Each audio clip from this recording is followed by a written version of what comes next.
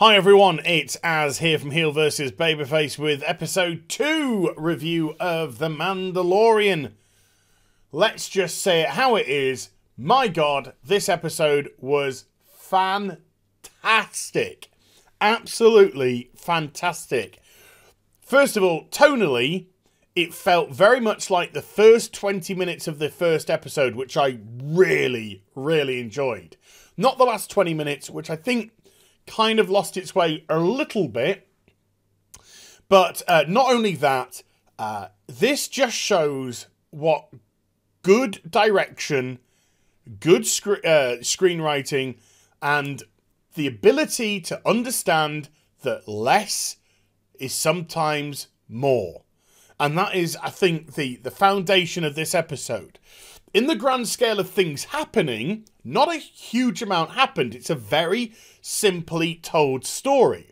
But the way that they tell the story in this episode is brilliant.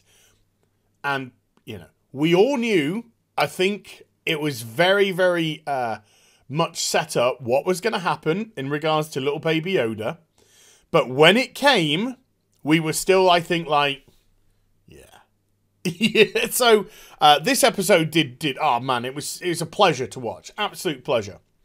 So let's get into it. Let's go through it, and I'll give you my thoughts and my feelings. So first things first, little Yoda. Do we actually know what the race of Yoda is? I don't even know if we do. I'm sure somebody go actually as it's whatever. But I'm going to just refer to them as little Yoda because that's what they are to me. Just the most insanely cute thing you've ever seen, considering they're still a baby and 50 years old. And it looked like, and I could be wrong, and if I'm wrong, I'll be happy to be wrong, but it looked like a lot of it is puppetry and not CGI. It looked like a lot was puppetry, CGI in certain places, but it was really, it felt like it was really good to see. It certainly had that puppetry feel to it. Especially when it's chasing around chasing the frog and eventually got the frog. Oh man, howled laughing. But there we go. So let's get into the episode. Starts off, you know, it's got this good little Western theme going on. Now, because we do come across Jawas, can we take it that this is Tatooine? Are Jawas only on Tatooine, or are they on other planets? I'm not sure. So this could be Tatooine that we're on. Yeah? Fair assumption? Sure, some people go, actually, as it's Malos 6. Whatever. But we get the canyon scene with the Mandalorian and little Yoda, who is just adorable. And it kind of mirrors that C-3PO R2-D2 scene from Star Wars, where they're going through the canyon and the Jawas are actually tracking them. Whereas this time, though, there ain't no Jawas tracking them. It actually is bounty hunters, and it's the now the race of them, I don't know, but is the one in Return of the Jedi Bosch? Come on, give me something here, folks. Have I got something right? My Star Wars is a little rusty. Come on, you got to give me something. So the Mandalorian has a scrap with about 3 or 4 of them. Well put together fight. It looks like he's trying to take them out non-lethally to start with, but then when one charges towards little Yoda, no, gets his big weapon out, ladies, fires it, and it disintegrates its targets. When this hits, you get disintegrated. And as we see later on, plenty of disintegrating Jawas. Which is good for the show because it doesn't have to show blood or gore or stuff like that. And so it can keep it within, you know, a certain age limit for kids. Fantasy violence, I think, is the way that it's put. And the Mandalorian does take some hits. You know, he's not this, you know, over 9,000 superhero that can take out anything in the blink of an eye. No, he takes some licks and he takes an injury or two. Just little cutie bee. So when he's licking his wounds, not literally, he's got this arm gash. Little Yoda keeps jumping out of its, which we don't see. This is the thing I really loved.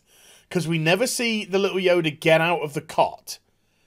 So did it jump out? Did it float out? You know what I mean? It just puts the idea in your head. So the little Yoda keeps getting out of its cot and walking over, and it's like reaching out. And as soon as it did that, I was just like, it's trying to force heal the injury. But I don't think the Mandalorian gets it. I mean, we do because we've been watching Star Wars. This is somebody in that universe. And he just keeps picking up the Yoda, putting it back in the cot, and then Yoda keeps coming back out the cot, and then again trying to do a force heal, but he gets picked up and put back before it can happen. So it was at that moment you knew, right, this baby is force sensitive. That was a question that was asked at the end of the last episode. This baby is going to be force sensitive. The true thing is, when is it gonna happen?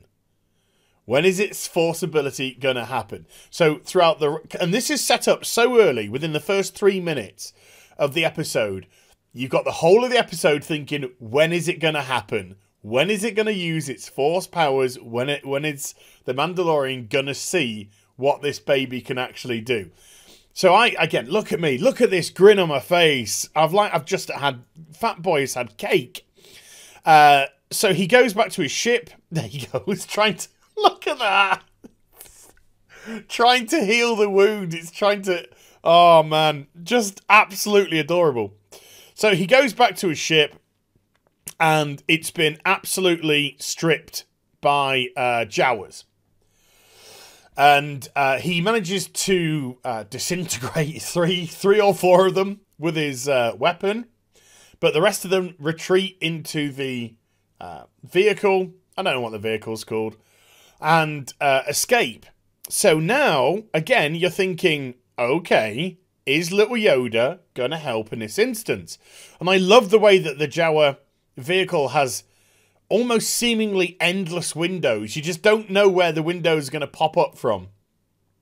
So the Mandalorian's trying to scale this because he needs to get the parts of his ship back to be able to get off planet. And he fails. Again, something I was just like, brilliant. This is great. This is making the character relatable. He's good. I mean, you know, his shot is excellent. When he's going for shots, don't think he's missed a shot yet. So when it comes to actually taking out his quarry, he's very good indeed. But, you know, jumping and all this kind of stuff, yeah, he's got a great degree of training. He's got a great degree of agility, but he's not infallible. And although he manages to scale up to the top of the vehicle, the Jawas, there's loads of Jawas, and they all fire their electric guns, their electric charge guns. Boom, he falls off the edge. Now, this is where the show got me. This is where the show got me, because I was like, now, the little Yoda is going to stop him from landing. It's going to hold him in midair as the Jawas go on. But no, lands on his back, bang, unconscious for a bit. Little Yoda comes trundling up in its floating cot, and the Jawas get away. And I was just like, this is great. I don't think a word has been spoken in the episode yet. And we're, you know, coming up to 10 minutes in. And I was just like, this has got me captivated. This episode has got me captivated because the visual storytelling is just on point. Less is more. You don't have to constantly have natter going on. Oh, Master Luke, God, brilliant. Brilliant stuff. So he goes back to the ship, realises that it is an absolute bust, not happy, displays his anger. You know, all the weapons are taken. The engines are taken. There's no way he can get off planet. So he does the logical thing. He goes off and goes in search of the guy who he met in episode 1. The one that showed him how to ride the creatures. And I was just like, this makes so much sense. everything just makes sense. Nothing is a leap of faith. Nothing is right. We're now going to wander the desert, hope that we come across some sort of civilization, or, you know, some adventure happens just because adventure needs to happen because show needs action scene. No. Goes to the person who helped him in episode 1, explains what happened, and the guy's just like, right, we'll go to the Jawas. He's like, they stole my stuff. We're actually getting some voice acting, you know, some actual voice acting 10 minutes in. He's like, no, you know, we're going to go to the Jawas and we're going to try and get your stuff back. So he's like, okay. Meanwhile, little Yoda's running around, well, waddling around after frogs and eating them, which was, like I said, the most cute. Look, oh, you can't see. I'm in the way. Look at this. Look at it. Look at it. That is the most adorable thing. Oh, I'm such a softie at heart. Don't tell anyone, else I'll fucking eat your feet. So he goes off after the Jawas. He's not happy because the guy's like, right, you got to negotiate for your stuff back. So the Mandalorian's not happy because he's like, this is my stuff. And the other guy that's with him is just like, well, the Jawas have it. It's theirs. So you've now got to negotiate for it. So he's not particularly happy. And another thing that I really liked is because he's vaporized some of the Jawas before they got away, they're clearly not happy with him. And so the other guy says, you got to leave your weapons here if you want to negotiate with them. So he puts down his big rifle, then he puts down his blaster eventually. And I said to myself, don't Mandalorians have flamethrowers attached to their wrists from my playing SWTOR and stuff like that? And then he sits down and then they get him angry and he fires the flamethrower on his wrist, and I'm just like, everything makes sense. It all comes together. This is awesome. So the Jawas ask that he retrieves this egg. That's what they want, this egg. Because he won't give away his armor. Because his armor and his weapons are his religion. So he won't get rid of them. And he's nothing else to trade. He won't trade the Yoda baby. That's his bounty. So he's nothing else to trade. So they said, right, get the egg. So they point him in the direction of this cave. He heads off with the Yoda baby, looking cute as you like, and comes across a cave. And inside the cave, we have this real nasty rhinoceros-esque creature here. So this creature, as you could, again, realism. This creature kicks the shit out of the Mandalorian. You know, the Mandalorian tries everything. Mud gets into his rifle. He can't shoot the rifle at it. His armor is heavily destroyed by the horn, getting smacked by this horn to start with. I think, by the sounds of it, he lost his pistol in the cave earlier, which he will retrieve. And then when he uses the flamethrower on the gauntlet, it just doesn't do the damage. So he's getting smacked around the place, and he's on the verge of collapse. The only weapon that he's got left is his knife, and this beast comes charging at him, and he's as if he accepts his fate. He sort of takes a knee and holds the knife like that, and he's just waiting for the beast to just completely fly over him. But no, that's when they pull the trigger, and the little Yoda baby intercepts and floats the beast. Stops the beast from charging, floats it in the air. Now this takes a huge amount. I think we're going to church. That's the flamethrower. Boo! So he holds it in the air. Force holds it. There we go. Force holds it in the air. You can see that the feet are off the ground. And it takes a lot out of the Yoda baby. The Yoda baby collapses, but it gives the Mandalorian time to hit the weak spot. He hit the weak spot of the beast. That's what it certainly looks like. The weak spot of the beast. Sticks the knife in. Kills the beast. Goes and retrieves the egg, but obviously realizes that the Yoda baby is force sensitive. And this is going to pose another bunch of questions for the next episode, which is really interesting to see. So he takes the egg back to the Jawas, and you're thinking, right, they're going to either, you know, maturate the egg, something like this, or they're going to sell it on for a big reward. So no, they just smash it open and start eating the yolk. They just wanted a good feed. It was like takeaway pizza for them. The egg was a takeaway pizza, and he was the delivery man. Yeah, we want you to get us a pizza and bring it back. That's what it was. I thought that was fantastic. Subverted my expectations in the right kind of a way, Ryan. You round-headed bint. So then he goes back with all of his parts to his ship, which they'd stripped.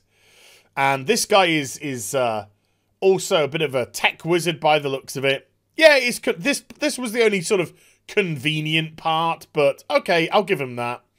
And they managed to put the ship together, you know, pretty darn quickly. We don't know the exact time scale. It might be overnight. I don't know. But he gets the ship working. And then he says to the guy, you know, I don't know how to thank you, sort of thing. And the guy's like, no, I don't know what to give you. And it's just like, you don't owe me anything. You're my guest. And therefore, it's my responsibility to look after you. Kind of liked that sort of the manners, you know, the terms of greeting. I like that. And so he said, I could use a crewman like you. You know, and I'll pay handsomely for your service as well. And then the guy says another great line. He's just like, I spent all my life getting my freedom. I'm not about to go back into servitude. And again, the Mandalorian's like, I understand. So he was just like, the only thing I can therefore offer is my thanks. And he's like, no problem. And I just thought that exchange was, again, so good. So good between the two. And then the Mandalorian's like looking at the baby, and you kind of realise he's like, I don't know. The thought that I got was he's sort of conflicted now, because he's just got to go hand this baby in for his reward. But I'm thinking he's like, I don't know if I can do this. You know, this baby hasn't just helped me, but this baby is force sensitive. So in times like they are, I don't know what that means. Because this is after the Empire's fallen. But obviously, anything that was force sensitive prior to that was destroyed. Ooh! And then he flies off and goes to space, and that's where the episode ends. And it was awesome. So this week, I'm going big. This to me was 9 out of 10. This was 9 out of 10. This was a near perfect episode. This was so well done and put together, and really it connected very well with episode 1. It kind of makes me think I wish they'd put episode 1 and episode 2 together and had a nice big hour 15 minute long episode to start the series, and I think it would have flowed all very well indeed. But I understand with the episodes being half an hour now, that it would be a big drop from an hour and 15 minutes to 30 minutes an episode. I get that. I get it. But yeah, 9 out of 10. Phenomenal. Cannot wait for episode 3. This series is goddamn good. And I'm very excited for where it's going to go. So I hope you enjoyed the vid. If you did, do give it a thumbs up and also subscribe to the channel. Follow me on social media and Twitch for live streaming. Links are in the description box down below. And I'll be back with some more stuff very soon. You take care. Bye for now. Star Wars done good. Me likey.